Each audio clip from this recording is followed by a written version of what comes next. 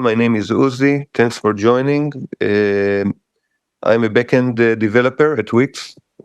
Specifically, I'm working in a project in a company called Stores. And inside Stores, we have the e-commerce platform, which allows stores to sell online. And we will speak about this experience, and we will take a specific use case that we are working on and extend it in order to explain the essence of this lecture, which is how to extend e-commerce functionalities in this case, but you can see it as a general paradigm of how to extend an API. So who am I? Besides being a software engineer, I'm a proud father of these four. And it's not really easy to raise kids, as I guess many of the audience knows. So in order to facilitate these difficulties, I go out and run. This is the heat map of my running from 2022. And it's not a mistake, it's 2022 Ks in 2022. It was a challenge that me and my friends took. And I'm proud to say that we made it. So this is what I usually do. I write code, I raise kids, and go out running and repeat. By code, I mean code. So a short disclaimer, it's a technical discussion, what we will see. This can be a technical talk. We will actually see code, and you need to understand the basics of code in order to enjoy this lecture. If you are not familiar with coding, you can stay and try to keep track. It won't be so messy, and it won't be that complex. But as a general note, just for you guys to know, we do have a coding section. I'm the only one that does the code, so you're good. But if you want to keep track, you need some basics in JavaScript. So let's begin by just mentioning what we will cover in this lecture. We will speak about Wix ecom platform, and we will mention many terms while doing that, like what is a platform, and then go out and explain why is it so difficult to extend an existing API. I will mention briefly what we had in the past and what we already have nowadays. And from there, we will speak a bit about how we solved in Wix a main issue or a main challenge that every API experiences, which is how to allow developers to extend the API in a way that will be on one side easy, and on the other side won't break our production code and our backend services. So we will speak about how we did it in Wix. It is called SPI, which is the topic of this discussion. SPI paradigm. SPI stands for Service Provider Interface. We will see the actual definition later. We will see real production example. This is why I really like this the opportunity that I got, because we in Wix Ecom, we have a lot of experience with this paradigm and with this way of extending our API. And fortunately, we already have many places where we integrated these abilities, and you will actually get to see the outcome of such effort. So we'll see that in the live coding, or the real production example with live coding, will actually show you how we do stuff on real sites. And then we will have time for questions. So this is the agenda, and we can begin. From time to time, I will get back to the agenda just to place all of you and to make sure that we are all aligned. So what is Ecom? Ecom, in a nutshell, is a platform that allows the following experiences to be online. You can sell stuff online, and everyone that sells stuff online needs a shared component or set of components, like how to manage their cart and checkout and the orders, etc. But the use cases are different. You can sell flour, and in this case, you have behind the scenes an inventory that you need to maintain and manage, and to see dashboards that show you stuff about this inventory and other aspects of your business. You can sell using a barbershop. In this case, you're not selling a physical item that needs an inventory system behind the scenes. You only simply sells time slots. So it's a different kind of a product that we would like to support. On the other hand, we have Ticket Office. Ticket Office is a third flavor of something that you can sell online, which is not a physical item, because a ticket nowadays is not really physical, it's just a link, and it's not a time slot. It's a third flavor of something that you sell online. And all of these share a common infrastructure that they all need, which is this one. They all need to handle some sort of a catalog that offers the users what the site can sell. They need inventory management. They need cart and checkout.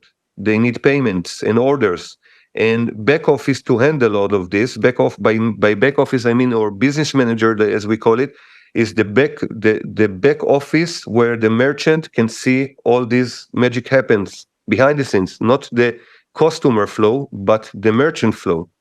So all of these are shared components by all of these. And hence, we have the Ecom platform. Ecom platform offers all of these. In specific, I'm part of cart and checkout a team. So we naturally will see examples that extend these APIs. But Ecom is a full set of capabilities as shown here. What is an API and why is it so difficult to extend it? So in the most classical way to present stuff, this is an API. We have the API here, and we have a set of operations that the client can call this API to do for him, for it. And this API goes through some sort of a black box that the client is not aware of. The clients are not aware of the internal stuff that we do behind the scenes to calculate what we want to return.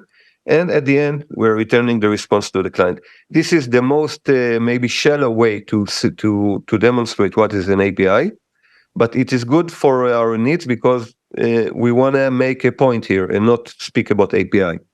This is an API. This is in many cases given for us. When we consume as developers an API, we see a documentation that mentions what we want, what we can do with the API, and that's that. And the challenge here is that we want to extend this. And by extend it, just think about the picture here.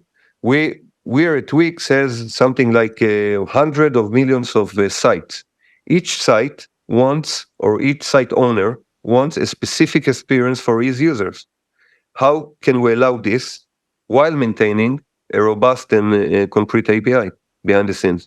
So this is the challenge, and this is the question that we want to answer in this lecture. And one way to do it, by the way, is like we do it these days. If you go to a real Wix site, you go to what I mentioned as a business manager, the playground, it's not a playground, the office of the user, of the merchant, where they can define specific behavior for the site. You can see a bunch of features that we, as a Wix developer, offer the users. Specifically, you see here, to set a minimum of subtotal. It means that if the minimum is not reached, you cannot go from cart to checkout in our websites. It's a specific behavior of a specific site. And by that, I mean, that you can see two sites over Wix with a totally different behavior when it comes to this feature. So this is one way to extend your API. We allow you to extend the API, or it's not the actual API, in the sense of adding endpoints, it's the behavior of the API and how we calculate stuff behind the scenes. And if we go back to the paradigm, to the diagram, so we see the some sort of similar behavior. It goes through this black box as well, but at some point it is calling the minimum subtotal service and returning the response to the client. And as you see here, for those of you that can see colors, because it's not that obvious. So this is a gray box. It's not a black box anymore. It's a gray box in the sense that it's more obvious or more transparent to the user what we're doing in this logic, and what we're doing is this. This is what we mentioned by doing. Only offer shipping or physical orders when you reach the minimum subtotal. So we explain the user what we're doing. We are providing a toggle and a text box, and that's that. And by that, we extended the behavior of the API, right? So we are good, but there is a main drawback here. The main drawback is that it's not really scalable. I cannot really set or assign Wix developer per each feature that each user wants. It's not really realistic. And in order to gain more and more features, we need a much more smooth and easy way to extend the API without the need of a Wix developer. And here comes the SPI paradigm. So let's just mention what is this paradigm or the definition. Service provider interface, or SPI, is a mechanism we use at Wix to select a particular implementation of a service in runtime. It means we have many aspects for this definition, but you can see that during runtime, I, as a Wix developer behind the scenes that maintains backend services, I can choose in runtime a particular implementation for a particular site to do the magic. What magic? We will present in a minute. And let's see how it goes now. So we have the API, and we have a set of predefined operations, and now it goes through a gray box. It's not no longer a black box, that in the sense that it's not obvious to the user what we're doing, because it's really obvious. If you go to Wix documentation, you will see all these components. You can set your own fees engine or fees mechanism to determine which additional fees you want to add to your cart. You can set the tax behavior. You can set the shipping behavior, the validations, which is something that we will see in a minute. So, and there are more. We have discounts, and we have catalog, and we have many more aspects of ecom that you can customize by using the SPI mechanism.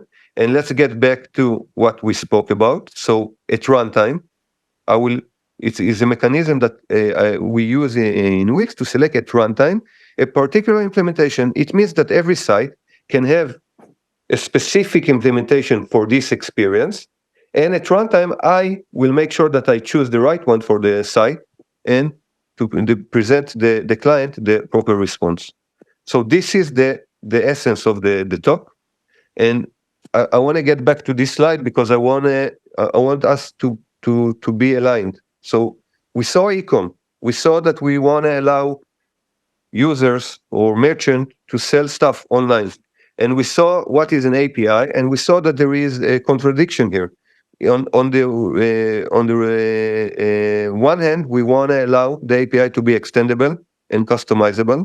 And on the other hand, it's not really realistic to do it on ourselves. So we exported the ability to do it to external developers. Some of them are sitting in this webinar, and we want to allow them to extend the API. And let's see two useful use cases that we actually already have integrated in our ecom system. Additional fees SPI is one SPI that allows you to add additional fees. The most common use case that we use is you have a set of balls, which is a fragile packaging. You can see here a great illustration of a cart with fragile items, and online it looks like this. It's a cart with the fragile item.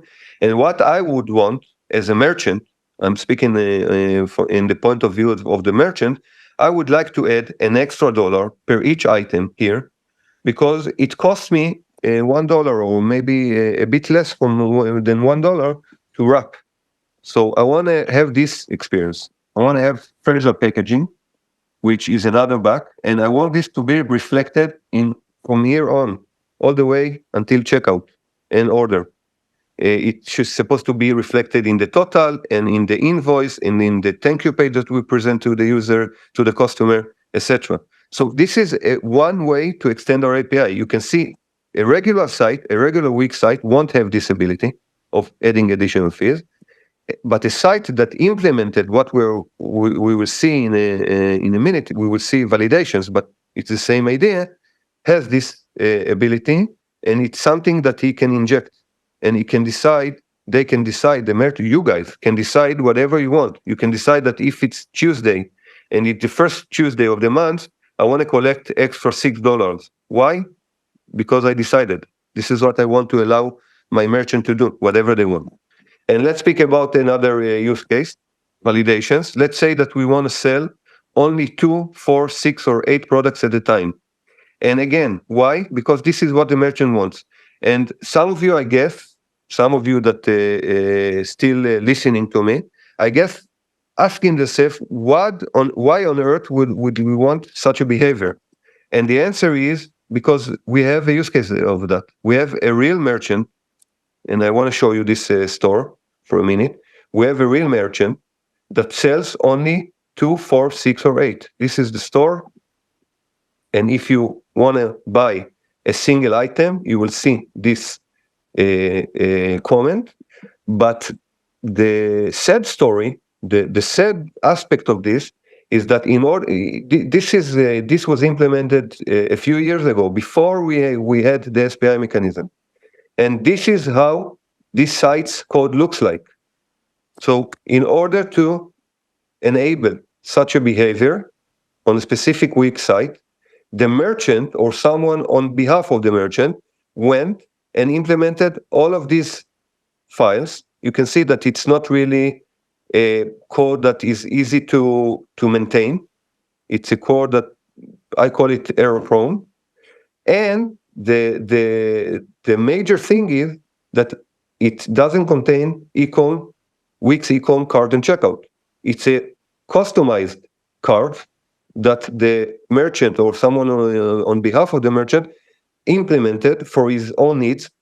And that's that. He doesn't have anymore the cart and checkout experience of Wix. It means that once, as we make progress in our system, and we did in the several years that went by from this moment on, so he won't have any feature of Wix and of Wix cart and checkout. So what I wanted to show you is how we did stuff in the early ages. Once we didn't have the mechanism of SPIs, people went and implemented their own stuff in Velo, which is good, but it's not really a good practice to lose all the cart and checkout only because ecom were behind, and we were behind. And nowadays, we're in front of this amazing technology that we offer to extend the cart and checkout experience without touching the site anymore. So it's a very easy task, and we will actually see how to implement such a behavior on a real site. And if we're speaking about it, let's just go and do it. These slides are just here to show you what I already showed you in the other tabs, and let's see some code. So the actual code that we will see is taking place here. I guess some of you knows this experience. This is the dev mode of Wix Studio, or in the editor, I'm sorry. And on the left panel, we have public and backend, and here we can add custom extensions. You can see there are a bunch of custom extensions that you can add to your site. Because this particular site has Stores app installed, it gets out of the box all of these SPIs that it can implement. We spoke about additional fees. It's not the example that we will see. We spoke about validations. By the way, why is it validation? Why is this use case related to validation? Because this is a classical validation that I want to make in cart. And if the validation didn't went through, it didn't go through, I want to present some sort of a warning message or an error message or something like that. So it's a classical validation. It's a validation in the sense of the checkout is disabled. It means that we had a violation and we disabled the button. And just as a reminder, this is the site that I don't like. This is the site where the merchant did it by itself. It means that someone disabled this button in code once he realized that he has this violation. And this is the example that I want to show you. So we have the site here. We have a real site. And this site sells stuff. among the stuff that it sells, we have buns. And let's say that I want to sell the buns only 2, 4, 6, or 8. And we said why? Because this is what I want.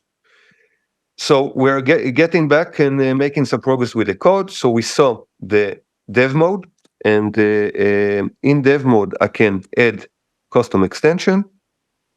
Sorry, here. And for that, for our needs, I will add the validation. Let's call it my validation, and press add. Once I do it, behind the scenes, I get an app that is installed in my site. I have an app. You can think of it as a TPA, third-party app, that is installed over my site to do this magic of validation. Once you add an extension, you will always get 2 files you need to implement. You see, the first file is a special configuration. And by the way, all the stuff that I'm speaking about is well documented here. We have the econ validations, and you can see the input and output, and you can see how to add the extension and code snippets, etc. This is, calculate additional fees. And for validation, this is the section. So this is something that we can even put in the chat. So econ docs, I think someone did it for me, right? Maybe yes, maybe no. Let's do it. Econ docs velo. So this is the link that you want to search for, and you can see a bunch of things like an introduction and how to implement the endpoint, etc. So let's go back to the code. Once I add a custom extension, I have 2 files that I need to implement. The first one is a configuration file, and the second one is the actual implementation or actual code or business logic that you want to implement in order to get the validation into your cart. The config file is a special behavior that this particular provider has. And let's set the terminology straight. We said that behind the scenes you have a TPA, where you have an app that is installed over your site. I repeatedly changed the term to use provider. So provider or an app that is installed on your site is the same for me, for this lecture.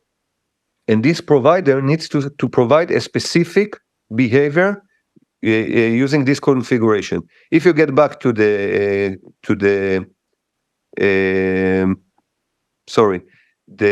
documentation, you will see that the configuration only contains. Let's look for the configuration. The configuration only contains one single boolean. You don't really need to read the description to understand what it does. If you want or do not want to validate in cart. So we have 2 experiences here. We have the cart. This is the Wix cart. And we have the checkout. This is cart. And the question is if you want the validation to be done in this stage or only in this stage. This is the question. Once you press checkout, you are headed to checkout page. And do you want the validation here or not? For our needs, we will make the validation over cart as well, just to see stuff. So in order to do that, I just returning an object that contains the validate on cart as true. By the way, Velo is awesome, and you have the autocomplete feature here. So once I pressed V, it showed me the validating cart, and I press it as true and move on. Another thing I want to show you, and this is something I needed to show you in the beginning. I want you to see 2 tabs once during this presentation. There are 3 tabs total. We have the actual live site. We have the code here, the dev mode, and the third one is logs. You can always see logs of your site, of your code. Once you press here console.log, you can see the logs here. How do you get to this page? You go to your back office. This is the business manager of your site, where I showed you, by the way, where you can set the minimum subtotal, for instance, etc. On the left bottom, you see developer tools, and then you see logs. If you press the logs, you see this view. And once you press open, this is open for you to see logs of your site. So as a first thing to do, we will simply print the inputs of the main interface method that I need to implement just to fill stuff. So let's add console.log and print out the options. We have two parameters here. We have the options and we have the context. The options is simply the request. It contains all. So I'm writing this down because I want you to be aligned with me. Options contains the cart or checkout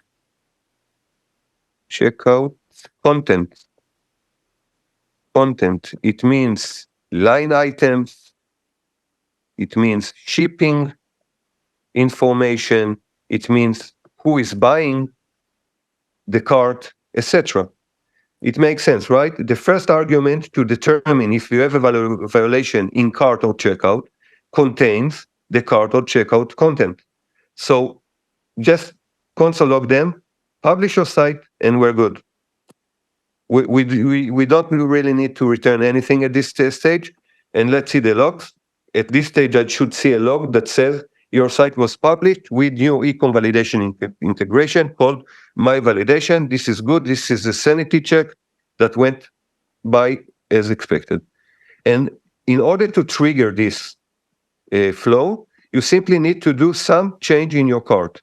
Let's do some change, like removing one item from this product and see the logs. And we said that we are going to see the actual logs in order to fill the input. So let's fill the input. This is the options. The options contains the, as I mentioned, the content of the cart. Let's copy this to our favorite JSON viewer. In my case, this is the favorite viewer. Sorry. And I can see here that we have inside options, we have two first-class citizens. We have the source info and the validation info. You can determine what is what from the name. It's super descriptive. The source info tells you something about the source, where you got from. In this case, we got from cart because we pressed the button to trigger a change in the quantity in cart page. So this is the source. And the second item is, the second field is validation info. The validation info contains the content of the cart. In particular, the line item, buyer details, shipping information, weight unit, price summary, etc. So these are the main stuff this is the main stuff we need to take into account when we want to decide if we have a violation in the state of the cart. Okay? As a first step to go on from here, we will simply print out the line items and the source of the cart. But in order to do that, we need to destruct these two. Let's do it by simply do something like that. So we have the source info and we have the validation info, which are both taken from options. And by the way, if I had a mistake here, Velo autocomplete would tell me something. All these trusted elements are unused and property validation info does not exist on type get validation options. So if I remove this one, I get back to a valid state in my code and we're good. And we said that we want to print the line items and the source. Let's do it. The source sits inside the source info, right? So it's source info and the line item sits inside the validation info. And let's print them both to console log.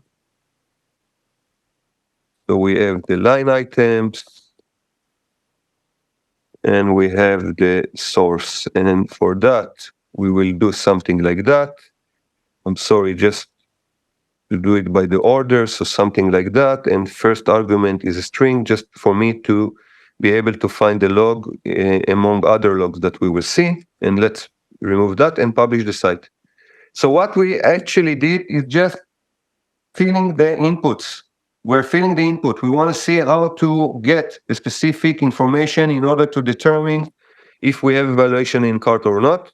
And we publish the site. Let's clear the logs, do some operation. I will always do the exact same operation to demonstrate stuff here, change the quantity to trigger a call and to see logs. And we see that the logs look good in the sense that we don't have a mistake how to extract the data.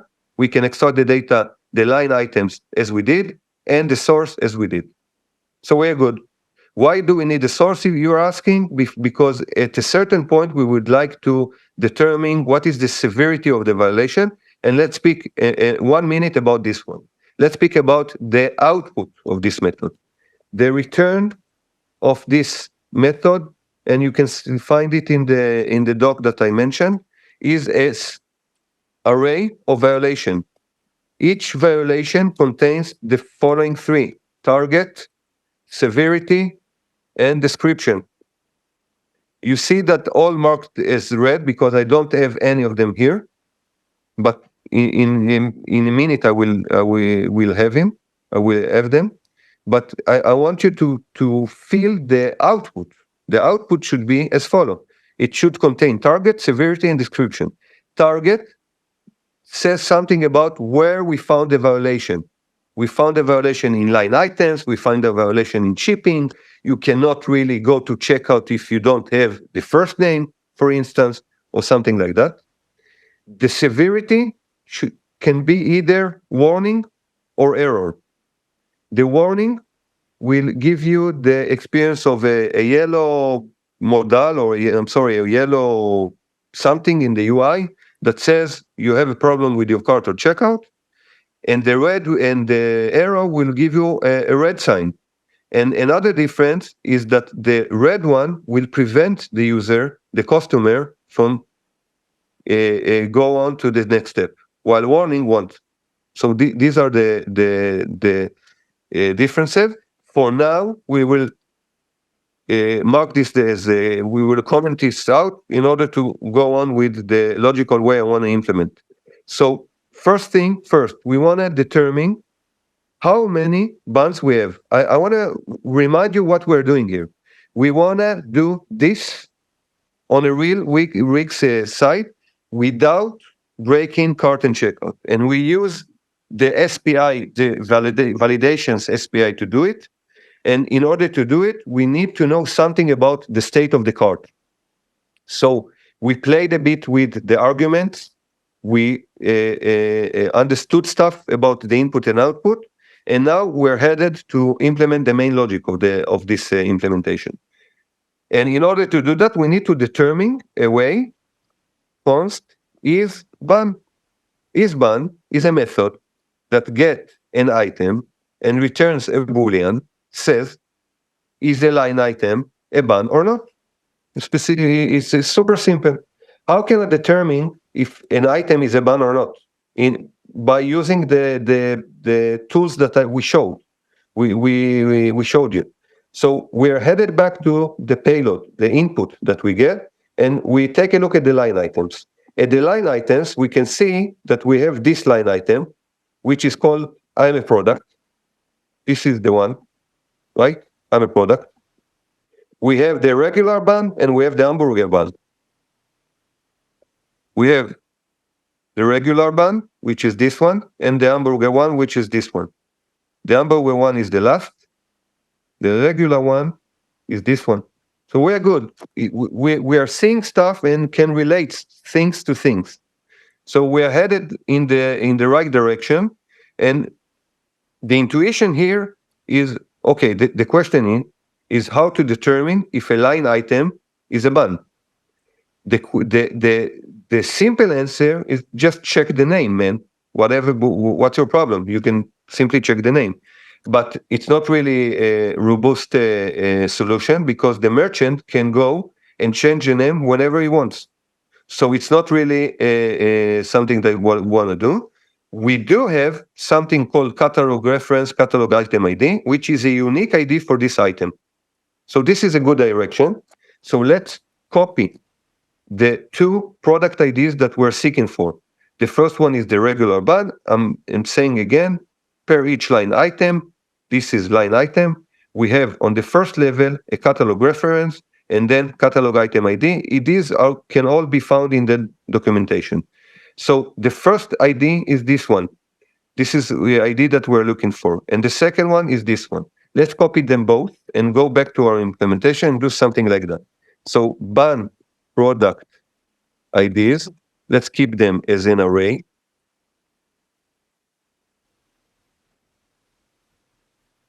And let's extract this particular line item ID. So line item ID is as follows. We said that each line item has something we call catalog. Let's see it, and maybe let's even copy it so we won't have any mistake. We have the catalog reference, and then the catalog product ID, right? Or catalog item ID.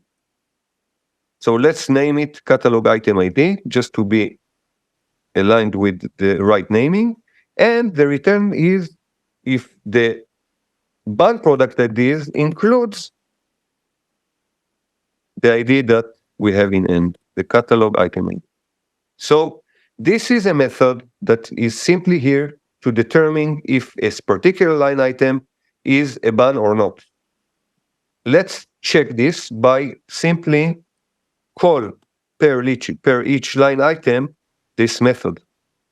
How to do that? So it's line items.map and is ban, and we can add another map to console. You know what? Let's console.log the result, and that's that. So console.log this method call, right? And let's publish this. What we expect to see is false, true, true, right? The first item is not a ban because it's not one of the IDs that we grabbed. The second one is a ban, and the third one is a ban. So this is the expectation. Let's clear the logs, do an operation, and check out logs. And you can see that we're good. We can see false, true, true. The first item is false, is not a ban, and the second one is a ban, and the third one is a ban. We're good. We're headed back to the one last stage, which is to actually count. Let's count the number of bans. And by counting, I mean, by the way, you can simply say that you have two, but it's not. You can see that the cart includes the quantity, right? So regular ban here with 3 representatives, and hamburger ban is with 2. So altogether we have 5. So if we're right, after the next implementation, we should see 5 somewhere in the logs. Let's try to do that by simply implementing a method called count num of bans. This method gets an array of line items and returns a number. And the way to do that is just to go over the line items, right? And to filter them by the method that we already have. We have a method that can extract for us only the ban items. So we filtered the line items to contain only the items that we're looking for. And from here, I'm going to use a method called reduce, which is a JavaScript very basic method that can count stuff by iterating the elements in an array. It receives a prev and current and returns a new current. In this case, it's a current dot quantity. And how did I knew that? I knew that because I'm looking at the payload and I can see that the ban or each line item for this matter has a quantity field. And the first one has 2. And the second one, 3. So we have 2 and 3. This is what we want to count. We want to count the quantity field. We don't want to count the distinct number of items. We want to count the total number of items. So this is the way to do it. We filtered the line item only by ban, and then calling this method of reduce to make the actual count. We are beginning with 0, and then per each iteration, we will see the first iteration will put 0 plus the first item quantity, which is 3. So the new prev will be 3, and then we will see current dot quantity of 2. So 3 plus 2 will end up with 5. How to check ourselves? Let's just console log the count number of bands with line items and publish the site. Let's clear the logs, do some operation like increasing this, and expect to see somewhere here the number 5. And we're good. We see number 5, so it all went well, and we know the actual number of bands we have in cart. So we're good, and we're about to finish this demonstration by just plugging all the logic here. Const num of bands is the result of count num of bands with line items, and then a simple question: if num of bands is greater than 0, if we have bands in the cart, we need to do something with them. So this is the first question, and then let's check the actual violation. So if it's not 2, 4, I remind you that we want to allow only 2, 4, 6, or 8, right? So if number of bands modulo 0 is different than 0, it means that it's 1, 3, 5, or 7, right? So we're good. Or num of bands is greater than 8. If it's greater than 8, I don't really care that it's paired. I don't want to allow it, right? So if this is the case, we want to return a violation. Let's return the violation. Let's do it properly. Let's do something like that. Return. So violations is an array where each array contains, we said target, we said severity, and we said description.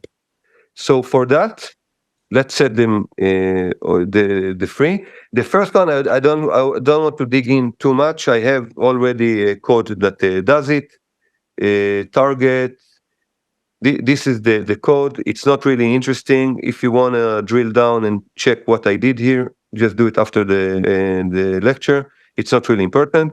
The second one is the severity, which is important as indeed, severity.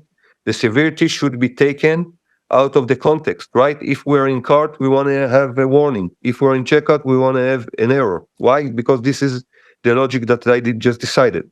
So let's check. So the severity is, we have here on the top left something that I should have mentioned, an import that gives us all sort of validation information.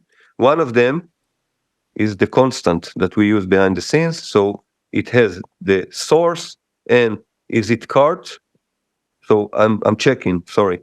Source equals to cart. If it is, then I want the severity to be, warning. Otherwise, I want the severity to be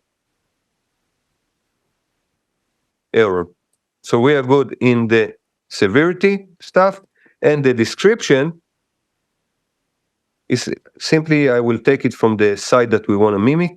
This site has this method, this error message. Let's just copy it, put it here, and we're good, right?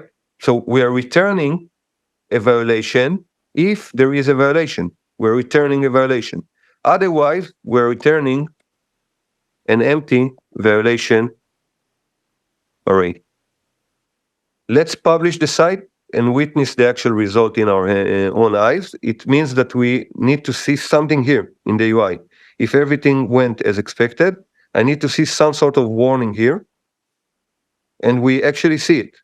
So what you saw is something that I implemented in 7 minutes, and I stopped all the time to explain stuff, that provides the exact same experience as this site, but without this. You don't need this. You don't need all the overrides of the code. You simply need to go to know the stuff that you're dealing with, to know where to implement or which SPI to implement, and you can see an awesome result. By the way, the severity, just to close this gap, is as follows. So we just moved from cart to checkout, so it's still warning, but at a specific stage, we will actually see that this warning changes to something that is much more severe, and actually I cannot really move on to place the order. So this is the experience. If I'm wrapping things up, we allow merchant users, whatever, to extend the behavior of ecom cart and checkout by simply implementing the SPI. And I think this is it. We went through all the main aspects or the main pillars that I wanted to show you. I want to show what is ecom. I want to show you why is it so difficult to extend an API, how we simply simplified it by offering the SPI mechanism, and show you a real example from the real life. By the way, this feature is open for a year or something like that, the SPI mechanism, and we already have third parties that came to Wix environment and implemented their own stuff. So it's really, really flourishing, and recommended to play with it.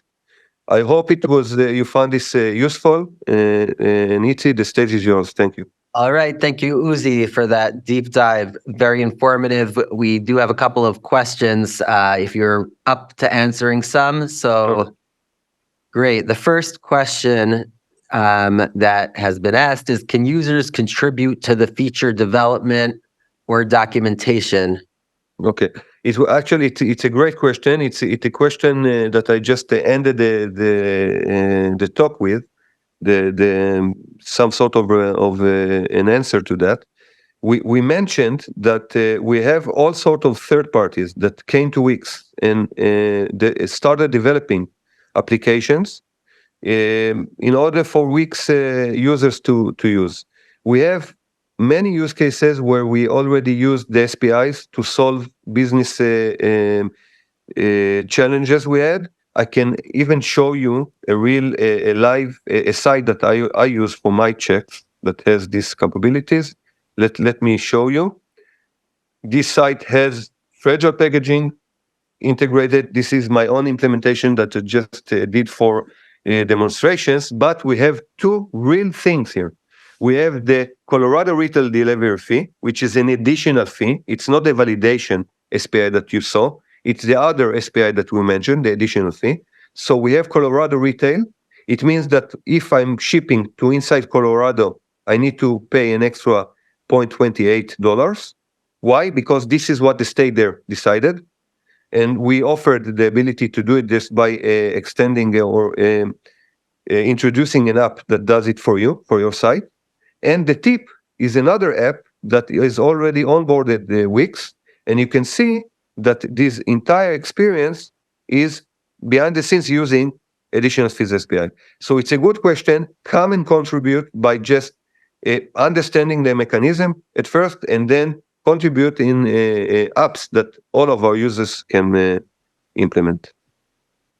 Thank you. Okay, question 2. Is validations integrated with the existing minimum order amount feature, or do they coexist? No, the answer is no. It's not integrated yet. And I want to show you this aspect in particular. If you go to your business manager and you go to your settings section here, you can see that inside e-commerce settings, there are many things. One of them is, one of them is the minimum subtotal that I just showed you. Where is it? Minimum. Yeah. So this is the feature, and it is currently only available in using our Wix native experience. And there is a plan to outsource this to an SPI mechanism. But if you kept track with me, it's not really obvious how to do it because we offer the platform. We don't offer the experience. In order to offer the experience, who needs to implement it is the stores. It's the vertical, it's the company, the business unit that is onboarded the platform, not us. We only allow the experience. But it's a good question. Do Wix or its partners offer out-of-the-box apps that use the additional fees, validations, Yeah. and stuff like that? So this corresponds to the first question. As I showed you earlier on my specific site, I already showed you two apps that already do it. The Wix Tips app that uses the additional fees, and the Colorado Retail, which uses the additional fees as well. We have many more examples that we can show you, but yeah, the question is yes. Okay, and do you have examples, users, anybody who's used these SPIs successfully?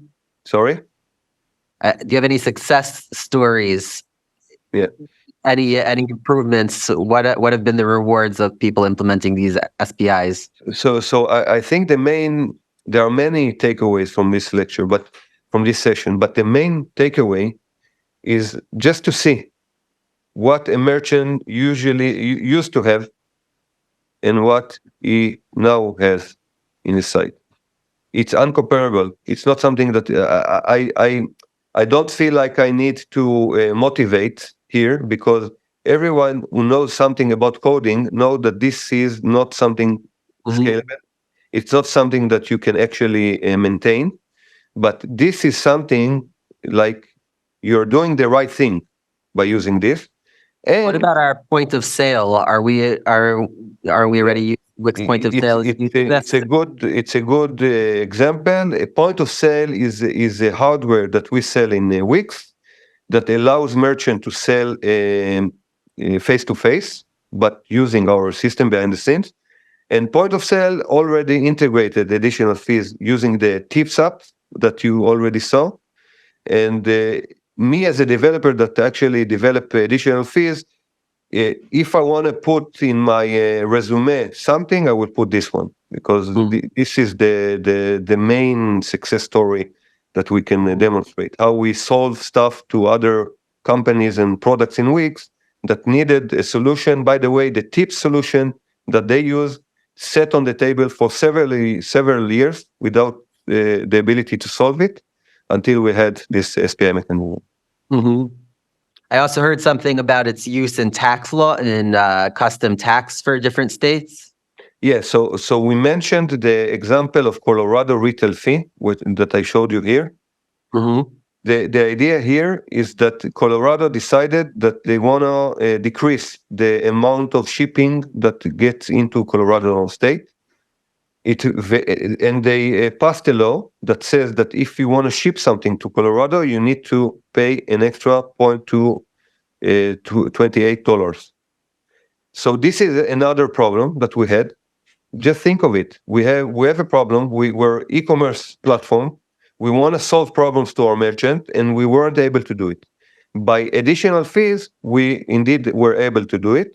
And the actual implementation of Colorado is to take the shipping information that we saw that is part of this input, the shipping info, and to determine if you're in Colorado, I will charge you an extra 0.28. So this is the example that you search for, I think. It's it. Thank you. I think we could do one more question and then we'll have to wrap up, but I'd like to remind everybody that this is being recorded and you can always go, the links will be in the chat for the Wix Academy and the Devs on Wix YouTube and Discord, and there'll be people available. I'm sure any questions will ultimately be answered on one of those platforms. So please reach out. We love to hear from you. DevRel team is waiting.